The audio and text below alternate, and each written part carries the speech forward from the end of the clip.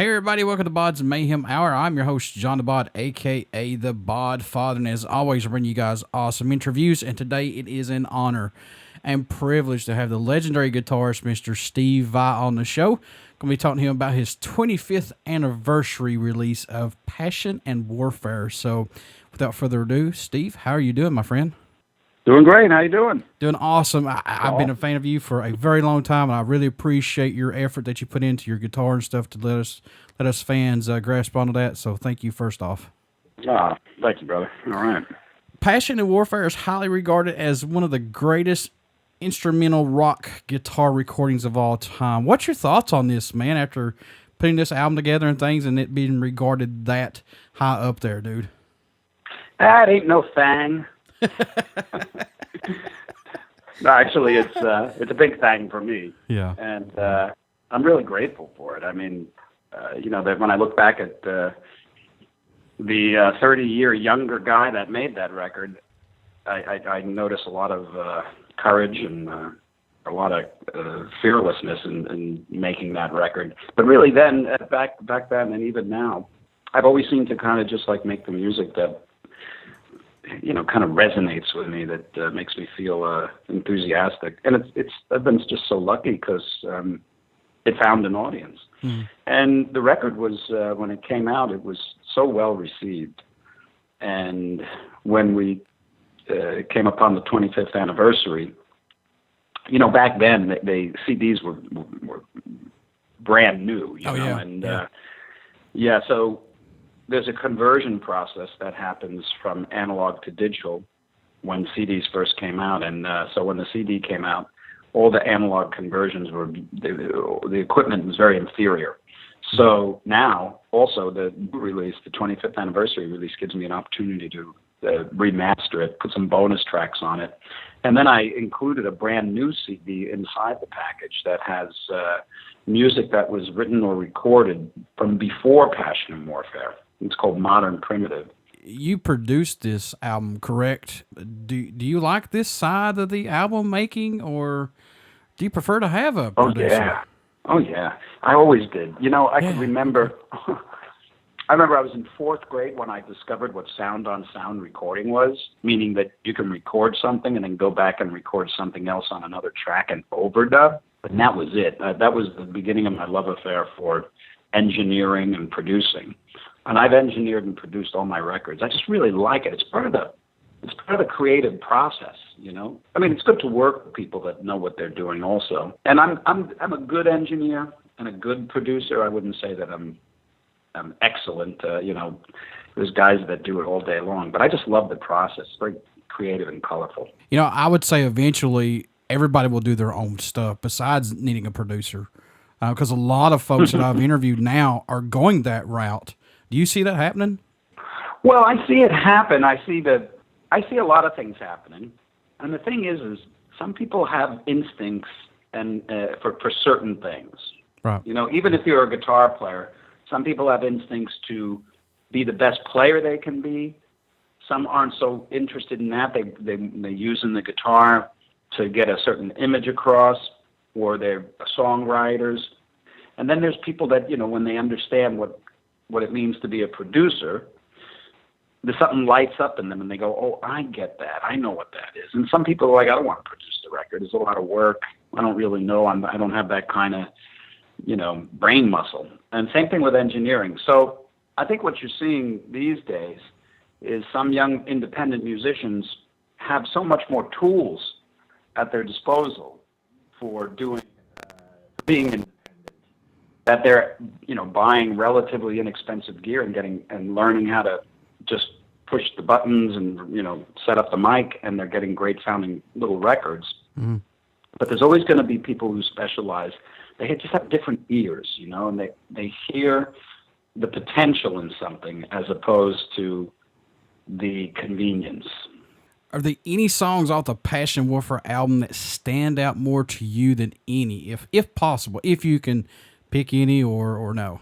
Oh, wow. Well, for me, it varies. Each song has some kind of an energy in it that I really like. I really like Liberty. It's a very bold melody. The riddle is just like this labyrinth of tapestries of of harmony and sound. It's lovely. And then, For the Love of God is this beautiful soaring kind of a guitar melody ballad. But I think one of the songs that probably sticks out the most to me is the last song on the record. It's called Love Secrets. It was a stream of consciousness kind of recording where I just did it without any expectations whatsoever that it should even sound like anything normal. And it's the richest, densest, most bizarre, eclectic piece that I've ever done. What can fans expect at a show from the mighty Steve Vai when they get to come out and see you, man? They should expect to have a great time. This is a wonderful show. It transcends me as a guitar player because the band is great. It's very entertaining. And we're playing the entire record from beginning to end, along with some other songs. And then we actually have video, which is new for me. And I've got friends of mine coming up on the video and jamming with me. We've got people like Brian May and Satriani and Petrucci, and Frank Zappa. And it's really a great show. Steve, do you prefer the digital era the way it is today? Social media and plus recording and things like that. I know we talked about that just a little bit, but do you like this way of how it is today or no?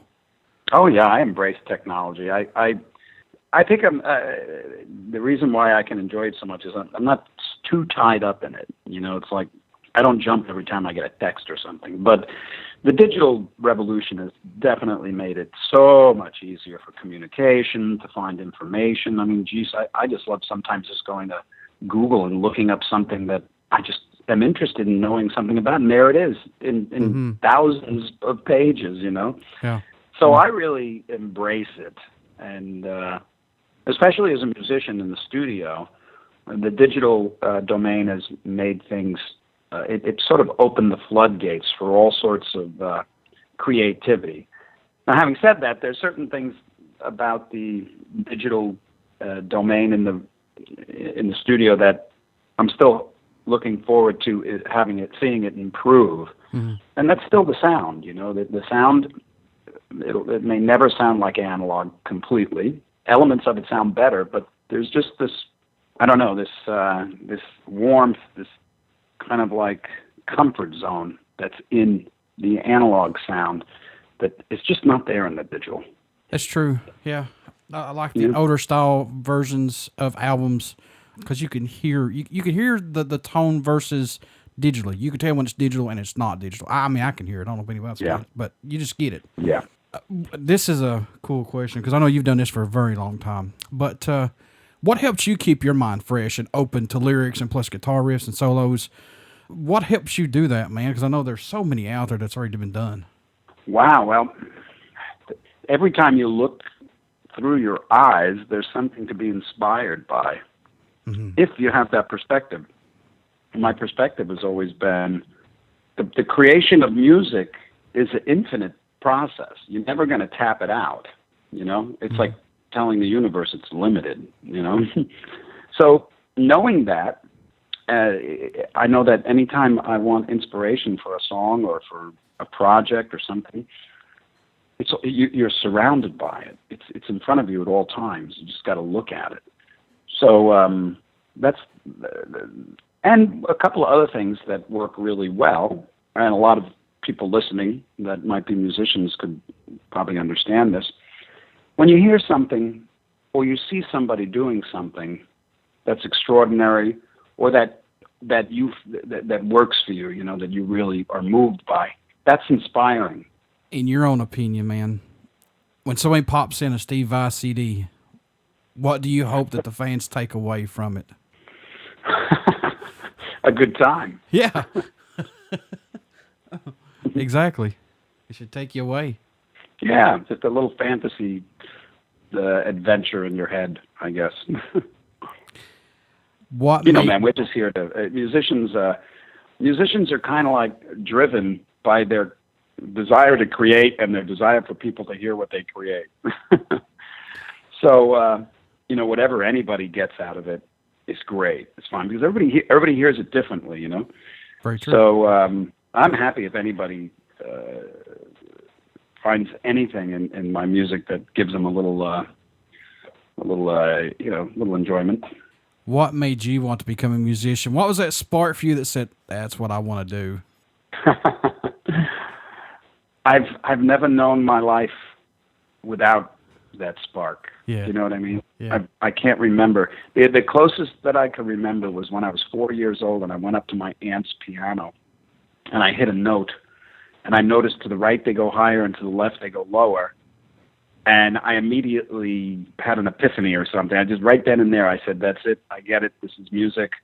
I see that this is how you write it. This is how it's played. It just was very clear to me. Nothing else was ever that clear. So I never really even considered anything else. You know, I do a lot of other things, but very, very little bit of it. You know, it's really just music. And you know, I tell people this, and I make this a habit because I want people to understand that music can be therapy for you guys, man. I mean, I don't, you know, people look at me like I'm crazy when I say that, but it's the truth. Absolutely. Because the thing that, the reason why people need therapy is because they're caught in thoughts in their head. Mm-hmm. And the thoughts in their head are usually repetitive, negative thoughts about themselves, mm-hmm. about the world, about their past, about their future. But when you listen to music that fills you up or that attracts you, there's no space in your head for worrying about the world or anything. It's therapeutic. It takes you out of your head. You know, it takes you out of the prison of your own mind and opens you up to the comfort of your imagination, so to speak. That is the I'm delineating the difference between mind and imagination.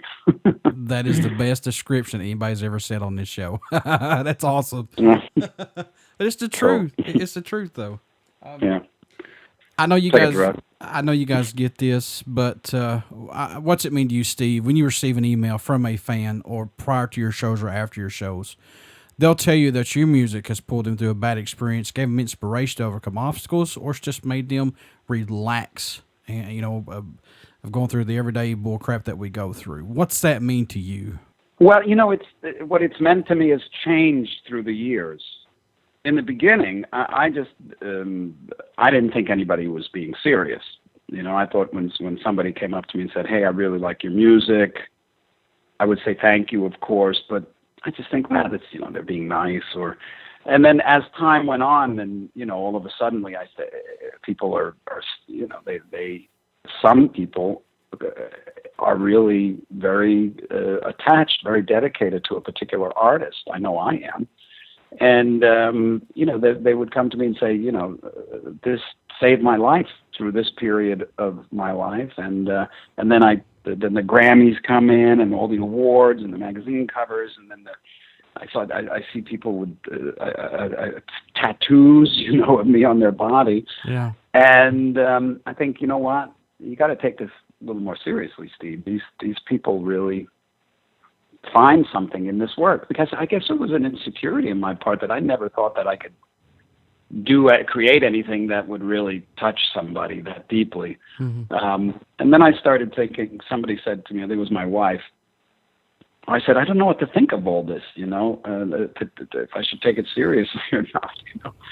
And she said, well, how do you feel about Tom Waits? Because I'm a big Tom Waits fan. I said, well, you know, he's it. He's the guy, you know, and what he did for my life, music, you know, just by having his music in the world. And we were just talking about how music can be a therapeutic. Well, I can't tell you how therapeutic his music was for me, you know.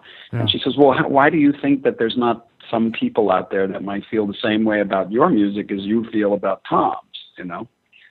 So it's changed. Now I feel honored. I feel appreciation for the fact that I can do something that some people find deeply important to them.